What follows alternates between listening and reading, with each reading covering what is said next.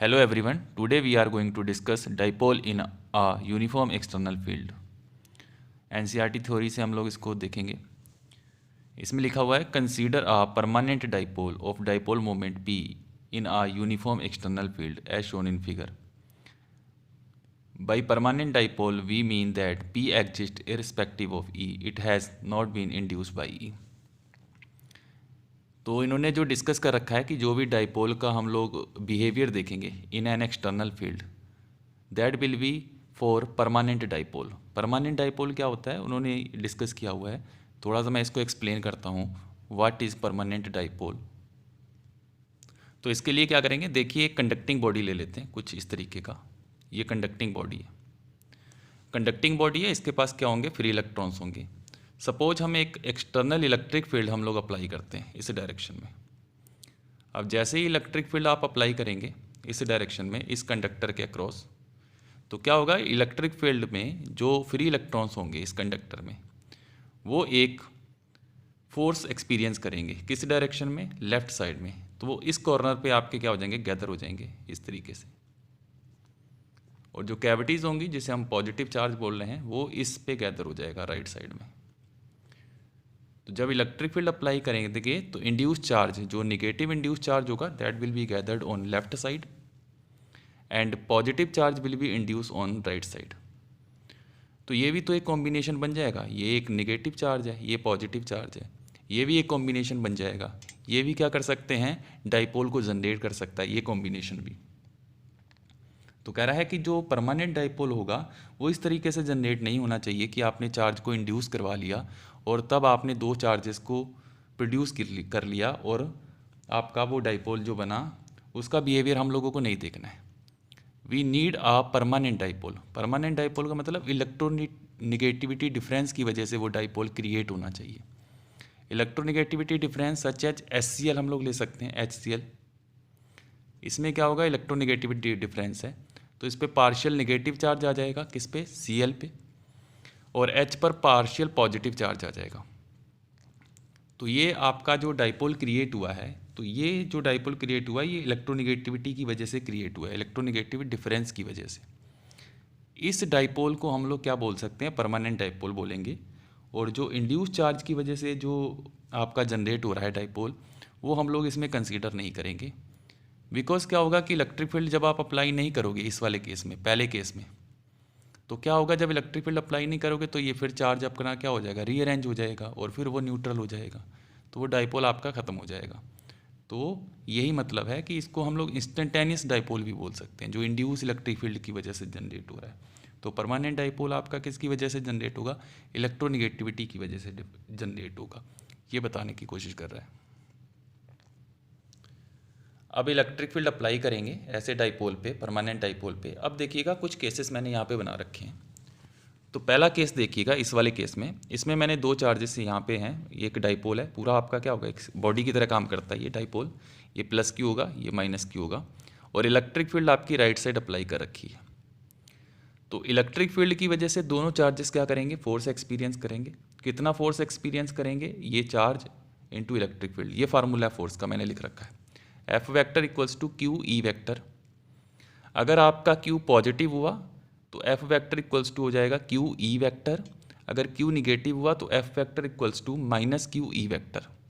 इसका मतलब ये होगा कि F वेक्टर और E वेक्टर की जो डायरेक्शन है वो ऑपोजिट आएगी अगर चार्ज निगेटिव हुआ, क्योंकि हम लोग पढ़ चुके हैं वैसे पहले भी, जो आपका ऑपोजिट वेक्टर्स होते थे उसमें V vector equals to minus A vector आता था, एंटी पैरेलल वेक्टर्स होते थे उसमें V vector equals to minus A vector होता था, और इक्वल वेक्टर्स के केस में V vector equals to A vector आता है। तो जो निगेटिव साइन है वो आपका डायरेक्शन को इंडिकेट करता है। तो यही इसमें फार्मूले में लिख रखा है कि ये वाला चार्ज आपका पॉजिटिव है, ये इलेक्ट्रिक फील्ड इस डायरेक्शन में है, इन पॉजिटिव एक्स डायरेक्शन, तो it will experience a force in direction of electric field. तो किसी डायरेक्शन में फोर्स लगेगा, इलेक्ट्रिक फील्ड की डायरेक्शन में, क्योंकि चार्ज कैसा है, पॉजिटिव है। कितना लगेगा, क्यू ई के बराबर इतना फोर्स लगेगा। और ये वाला चार्ज जो आपका लेफ्ट साइड में, ये निगेटिव चार्ज है, ये कितना फोर्स एक्सपीरियंस करेगा, क्यू ई का, लेकिन जो डायरेक्शन हो जाएगी वो कैसी हो जाएगी, वो ऑपोजिट टू इलेक्ट्रिक फील्ड हो जाएगी, क्योंकि निगेटिव चार्ज है। इसको कैसे लिखेंगे, Q और ये E, क्योंकि चार्ज का मैग्नीट्यूड सेम है और इलेक्ट्रिक फील्ड का मैग्नीट्यूड सेम है, तो दोनों ही क्या करेंगे, QE फोर्स एक्सपीरियंस करेंगे, राइट वाला चार्ज भी और लेफ्ट वाला भी। तो नेट फोर्स अगर हम लोग निकालेंगे तो वो इक्वल्स टू आ जाएगा right force minus left force, that will be equals to 0। यानी जो नेट फोर्स आ रहा है डाइपोल पे वो कितना आ रहा है, 0 आ रहा है। तो कोई भी फोर्स एक्सपीरियंस नहीं करेंगे। इसका मतलब आपका जो डाइपोल है वो रखा हुआ था, रेस्ट वाली स्टेट में था। अगर आप इलेक्ट्रिक फील्ड अप्लाई भी कर देंगे उसके बाद भी ये कैसी स्टेट में होगा, रेस्ट पे होगा। After applying electric field it will be in rest position. तो ये आपका पहला केस था। अब मैं आपको दूसरा केस डिस्कस कर देता हूँ। दूसरा केस मैंने यहाँ पे नीचे बना रखा है।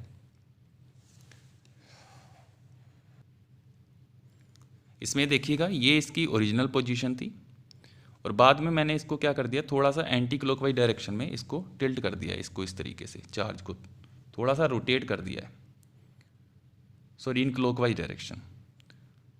आई have rotated dipole in clockwise direction by an angle theta, theta angle से मैंने इसको क्या कर दिया है, रोटेट कर दिया है। फोर्सेस बना लेते हैं। फोर्सेस इस पर कितना लगेगा, क्यू ई, पॉजिटिव चार्ज है, कौन सी डायरेक्शन में लगेगा, राइट साइड में, इस तरीके से इन direction of electric field, positive charge है क्यू ई का। और ये वाला जो चार्ज है इस पर आपका किधर लगेगा, निगेटिव चार्ज है, ये opposite direction of electric field, इधर लगेगा लेफ्ट साइड में। तो ये आपका लेफ्ट साइड में फोर्स लगेगा, कितना फोर्स लगेगा, क्यू ई के बराबर फोर्स लगेगा। तो इस वाले केस में भी अगर हम लोग नेट फोर्स कैलकुलेट करने जाएंगे तो नेट फोर्स इस वाले केस में भी आपका कितना बनेगा, right force minus left force, वो भी आपका कितना बन जाएगा, 0 बन जाएगा। तो नेट फोर्स आपका 0 है, यानी ये आपका जिस पोजीशन में पहले था ये आपका इलेक्ट्रिक फील्ड अप्लाई करने के बाद भी उसी पोजीशन में रहेगा, उसी स्टेट में रहेगा, यानी स्टेट ऑफ रेस्ट। अब देखिएगा एक फैक्टर होगा, अब इसमें जो फैक्टर है वो कौन सा आएगा, टॉर्क का फैक्टर आएगा। मान लीजिए ओ पॉइंट आपका है रेफरेंस पॉइंट जिसके अबाउट हम लोग टॉर्क की कैलकुलेशन करने वाले हैं। टॉर्क का मैं आपको आइडिया दे देता हूँ। क्यू ई आपका क्या लग रहा है, यहाँ पर फोर्स लग रहा है और डायरेक्शन अभी देखनी है सिर्फ। यहाँ पे ओ पॉइंट पे आप खड़े हो, ये फोर्स को ज्वाइन करने वाला आपका क्या हो जाएगा, जिसको आप डिस्प्लेसमेंट वेक्टर बोलते हैं, इसको ओरिजिन मान लीजिए। ये फोर्स से ज्वाइन करने वाली लाइन हो जाएगी जिसको डिस्प्लेसमेंट वेक्टर बोलते हैं। आर से एफ की तरफ जाएंगे, कौन सी डायरेक्शन आ रही है, एंटी क्लॉकवाइज डायरेक्शन। यहाँ पे भी आप ओ पर खड़े हो, आप इसको ज्वाइन कर दीजिए, जिसको हम लोग पोजीशन वेक्टर बोलते थे, इस तरीके से आगे फॉरवर्ड करेंगे। आर से एफ की तरफ जाएंगे, कौन सी डायरेक्शन आ रही है, एंटी क्लॉकवाइज डायरेक्शन। यानी दोनों टॉर्क जो आपके प्रोड्यूस होंगे इन दोनों फोर्सेस की वजह से, वो आपकी जो डायरेक्शन है वो आएगी एंटी क्लॉकवाइज। इसका मतलब ये होगा कि एंटी क्लॉकवाइज डायरेक्शन में एक टॉर्क प्रोड्यूस हो जाएगा। और हमने जो आपकी इनिशियल पोजीशंस थी उससे हमने इसको रोटेट किया था। रोटेट कौन सी डायरेक्शन में हमने किया था, इसको रोटेट किया था हमने क्लॉकवाइज डायरेक्शन में। और टॉर्क जो प्रोड्यूस हो रहा है वो कौन सी डायरेक्शन में प्रोड्यूस हो रहा है, वो एंटी क्लॉकवाइज डायरेक्शन में प्रोड्यूस हो रहा है। कितना मैग्नीट्यूड होगा ये अभी हम लोग बाद में देखेंगे। एक्चुअल में हम लोगों को मोशन भी डिस्कस करना है इसमें, कि एक्चुअल में क्या मोशन होगा, किस टाइप का मोशन होगा, वो हम लोग बाद में डिस्कस करेंगे कि मैग्नीट्यूड कितना होगा। तो ये आपका हमने ये देखा कि जब हमने इसको क्लॉकवाइज डिस्प्लेस किया था by an angle theta, then produce torque will be in direction anti clockwise. जो टॉर्क की डायरेक्शन थी, इसको लिख भी देते हैं, ये क्या था, टॉर्क था। और दोनों ही केसेस में जो फोर्स है वो कितना होगा, 0 होगा, चाहे आप डिस्प्लेस करें या फिर ना करें। अब तीसरा केस देखिएगा। फिर हम लोग पहले फोर्स की डायरेक्शन निकाल लेते हैं। ये पॉजिटिव चार्ज है, इलेक्ट्रिक फील्ड की डायरेक्शन राइट साइड है, तो ये राइट साइड में आ जाएगा। कितना आएगा, मैग्नीट्यूड में लिखना हो क्यू ई का आ जाएगा। ये आपका नेगेटिव चार्ज है, इधर लगेगा, मैग्नीट्यूड कितना होगा, क्यू ई का होगा। अब टॉर्क की डायरेक्शन हम लोग देखते हैं। इस बार जो मैंने डिस्प्लेस किया है इसको, वो एंटी क्लॉकवाइज डायरेक्शन में किया है, यानी जो रोटेट किया है, रोटेट जो मैं कर रहा हूँ इसको, वो किस डायरेक्शन में किया है, एंटी क्लॉकवाइज डायरेक्शन में। यहाँ लिख देता हूँ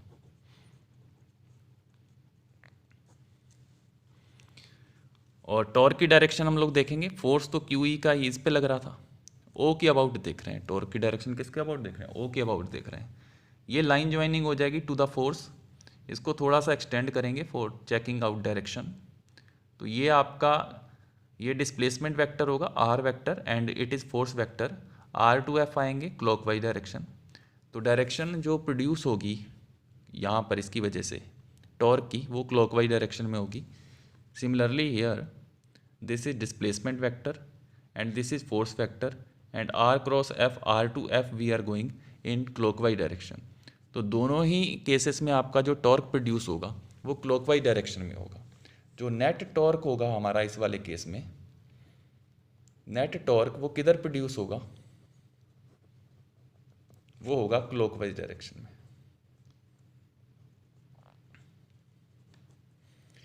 रोटेट हमने किया था एंटी क्लॉकवाइज डायरेक्शन में, टॉर्क प्रोड्यूस हो रहा है क्लॉकवाइज डायरेक्शन में।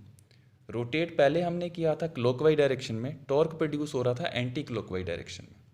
यानी जब आप एंटी क्लॉकवाइज डायरेक्शन में रोटेट कर रहे हो तो कोई एक ऐसा टॉर्क जनरेट हो रहा है जो इसको वापस लाने की कोशिश कर रहा है इधर की तरफ। और जब आप इसको नीचे की तरफ यहाँ से क्या कर रहे थे, जब आपने क्लॉकवाइज डायरेक्शन इसको रोटेट किया था तो इसको टॉर्क ऊपर लेके जाने की कोशिश कर रहा था। यानी आप मीन पोजीशन से जब भी आप डिस्प्लेस कर रहे हैं तो एक टॉर्क जनरेट हो रहा है जो वापस उसको मीन पोजीशन में लाने की कोशिश कर रहा है। यही टॉर्क जो प्रोड्यूस होगा ये इसको आगे जाके एक नया मोशन करवाएगा, उसका नाम हम लोग बाद में रिवील करेंगे। तो अभी हम लोग पहले कैलकुलेट कर लेते हैं इसका मैग्नीट्यूड कितना होगा इस टॉर्क का। ठीक है, तो इस केस में मैग्नीट्यूड कैलकुलेट करेंगे। ये एंगल थीटा है। अच्छा, ये टोटल डिस्टेंस इनके बीच में हम लोग 2a माने था। ये आपका मिड पॉइंट होगा ओ, ये a ऊपर हो जाएगी और a नीचे हो जाएगी। तो टॉर्क का फार्मूला हम लोग लिखेंगे टॉर्क अबाउट, अच्छा ये मेंशन करना इसमें ज़रूरी रहता है, torque about point O, mid point के अबाउट ही हम लोग टॉर्क लिख रहे हैं इसमें। तो कितना आ जाएगा, तो इसमें कौन सा फार्मूला लगाएंगे, फोर्स इनटू परपेंडिकुलर डिस्टेंस। तो फोर्स क्यू ही लग रहा होगा, इसके परपेंडिकुलर डिस्टेंस कितनी हो जाएगी, ये वाली डिस्टेंस। ये हम लोग कैसे कैलकुलेट करेंगे, ये आपका ए है, ये थीटा है, तो यहाँ पे लगाएंगे sine theta equals to perpendicular upon hypotenuse. तो ये डिस्टेंस आ जाएगी आपकी, ये वाली डिस्टेंस आ जाएगी ए साइन थीटा। तो इसको टाउ वन टॉर्क लिख रहे हैं, इसकी वजह से क्यू ई इंटू ए साइन थीटा। इसकी डायरेक्शन हमको पता है, हम पहले ही देख चुके हैं। एंटी क्लॉकवाइज डिस्प्लेस किया है तो टॉर्क की डायरेक्शन क्लॉकवाइज आ रही थी। और टाउ टू जो आ जाएगा इसकी वजह से, ये वाला माइनस क्यू पे जो लग रहा है, तो इसमें भी फोर्स लेफ्ट में लग रहा है तो ये परपेंडिकुलर डिस्टेंस हो जाएगी। तो ये हो जाएगा आपका क्यू ई इंटू ए साइन थीटा। डायरेक्शन कैसे आएगी इसकी, क्लॉकवाइज। तो नेट टॉर्क जब आप पॉइंट ओ के निकालोगे, नेट टॉर्क, तो वो हो जाएगा आपका टाउ इक्वल्स टू, दोनों को ऐड कर देंगे, है ना, सेम डायरेक्शन आ रही है, दोनों क्लॉकवाइज हैं। तो ये कितना होंगे, अगर आप ऐड करोगे तो ये आ जाता है क्यू ई इंटू टू ए साइन थीटा। और क्यू इंटू टू ए को कंबाइन कर दीजिए, ये टू ए है ये क्यू है, तो वो बन जाता है आपका पी। तो ये बनेगा P E, P dipole moment, electric dipole moment जो होता था, ये नेट डाइपोल बनेगा पी ई साइन थीटा। तो ये मैग्नीट्यूड ऑफ टॉर्क है। अब आप इसको वेक्टर फॉर्म में भी लिख सकते हैं, वो जनरल एक्सप्रेशन बन जाएगा। तो that will be tau net equals to P vector, जो कि डाइपोल मोमेंट वेक्टर है, ये बनेगा क्रॉस ई वेक्टर। तो ये आपका ये बन जाएगा जनरल फार्मूला पी क्रॉस ई का। अब हम लोग डिस्कस कर लेते हैं कि इसका मोशन किस तरीके का होगा। ये तो हम लोगों ने देख लिया कि जो टॉर्क जनरेट हो रहा है वो आपका अपोजिट टू द डिस्प्लेसमेंट है। ठीक है, ये मोशन आपका किस तरीके का होगा, पीरियोडिक मोशन होगा, और सॉरी ऑस्किलेटरी होगा, पीरियोडिक होगा, या फिर सिंपल हार्मोनिक मोशन होगा। और किस तरीके से इसको देखेंगे वो देखिएगा इसमें। ठीक है, अब इस डायग्राम में देखिएगा, एक डाइपोल है, ये माइनस क्यू चार्ज है, और ये आपका इधर हो जाएगा प्लस क्यू चार्ज। अब आपने इसको क्या करा हुआ है कि अब आपने एंटी क्लॉकवाइज डायरेक्शन में इसको क्या किया है, डिस्प्लेस किया है from mean position. Mean position जब वो आपका एलाइन था, जब आप इसको क्या करेंगे, एंटी क्लॉकवाइज डायरेक्शन में डिस्प्लेस करेंगे तो एक टॉर्क जनरेट हो जाएगा इन क्लॉकवाइज डायरेक्शन। जैसे ही वो टॉर्क क्लॉकवाइज डायरेक्शन में होगा, इसको आप छोड़ दीजिए यहाँ पे, यहाँ पे छोड़ दीजिए, एक टॉर्क जनरेट होगा जो इसको क्लॉकवाइज में घुमाएगा। तो इस तरीके से इसको क्या करेगा, रोटेट करके मीन पोजीशन में लाएगा। लेकिन टॉर्क है, टॉर्क जैसे क्या होगा, जिस तरीके से लीनियर मोशन में फोर्स अगर लग रहा है वो एक्सेलरेट करवाता है, स्पीड को बढ़ाता है, वैसे ही अगर टॉर्क आपका लग रहा है वो भी आपकी स्पीड को क्या करेगा, बढ़ाएगा। तो वो टॉर्क क्या करेगा, इसको इस तरीके से जैसे ही ये आ रहा होगा मीन पोजीशन पे, तो ये अच्छी खासी स्पीड क्या कर चुका होगा, गेन कर चुका होगा।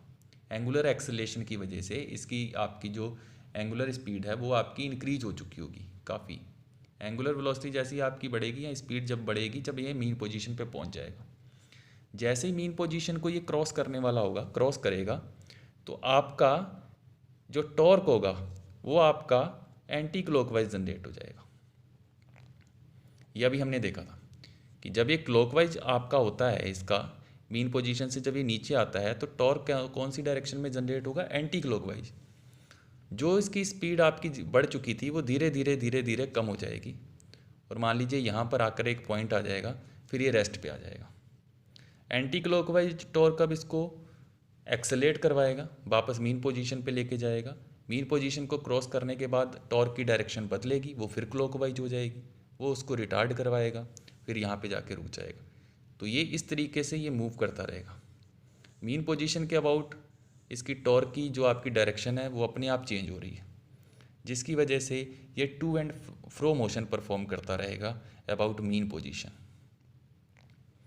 ये एंटी क्लॉकवाइज टॉर्क कब लग रहा है, जब ये मीन पोजीशन से नीचे आ रहा है। ऊपर कौन सी डायरेक्शन में टॉर्क लग रहा है, क्लॉकवाइज डायरेक्शन में, जो उसको लेकर आ रहा था मीन पोजीशन में।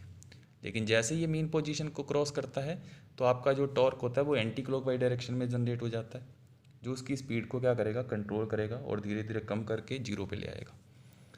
फिर वही एंटी क्लॉकवाइज टॉर्क उसको एक्सेलरेट करवाएगा, मीन पोजीशन पे लेके जाएगा, और फिर उसकी स्पीड आगे कम होती रहेगी क्योंकि अपने आप जनरेट होगा क्लॉकवाइज टॉर्क। तो ये इस तरीके से to and fro motion perform करता रहेगा।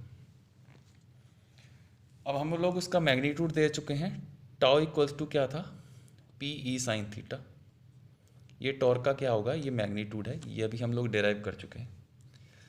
अब इसका मोशन होगा कौन सा, तीन तरीके के ऑप्शंस आपको देखने को मिलते हैं कि इसका मोशन है, या तो आपका पीरियोडिक होगा, ऑस्किलेटरी होगा, सिंपल हार्मोनिक मोशन होगा।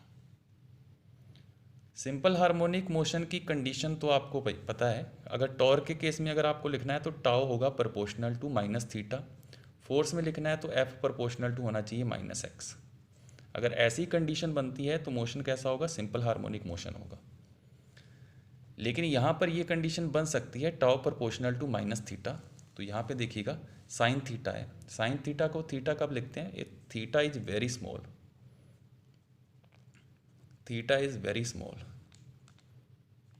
अगर थीटा वेरी स्मॉल है तो साइन थीटा क्या हो जाएगा, हम थीटा लिख सकते हैं, यहाँ पे लिख देता हूँ, तो टाउ इक्वल्स टू हो जाएगा पी ई थीटा, या फिर माइनस साइन यहाँ पे खुद लगा सकते हैं। माइनस साइन इसलिए लगाया है, जब आप डिस्प्लेस कर रहे थे इसको,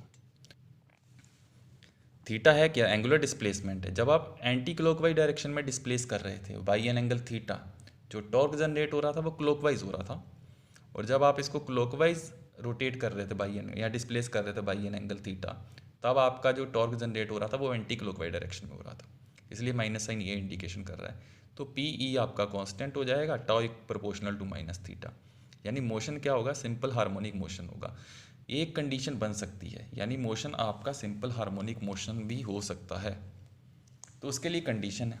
वो कंडीशन क्या है कि जो आपका जो थीटा है that should be very small. Oscillatory motion, periodic motion, अगर ऑस्किलेटरी मोशन होगा तो आपका पीरियोडिक मोशन तो वैसे ही हो जाएगा, है ना, every oscillatory motion is a periodic motion. अब इसमें क्या होगा कि ऑप्शन में देखिए किस तरीके से अगर होगा, if displace by an angle theta and release, उस वाले केस में अगर आपको ये सेंटेंस मिलता है, if dipole is displace by an angle and it is released, then type of motion it performs. उस वाले केस में आपको सिंपल हार्मोनिक मोशन टिक नहीं करना है, बेस्ट ऑप्शन होगा ऑस्किलेटरी मोशन। ये तो बहुत दूर का हो जाएगा, इसको तो छोड़ ही देते हैं, कन्फ्यूजन इसमें होगी क्योंकि हर मोशन पीरियोडिक मोशन है। ऑस्किलेटरी मोशन या सिंपल हार्मोनिक मोशन, इसमें आपको टिक करना होगा। तो अगर उसने कहा है कि if dipole is displaced by an angle theta and it is released, then which motion it performs, then answer should be oscillatory motion. अगर उसने लिख दिया है it is displaced by very small angle,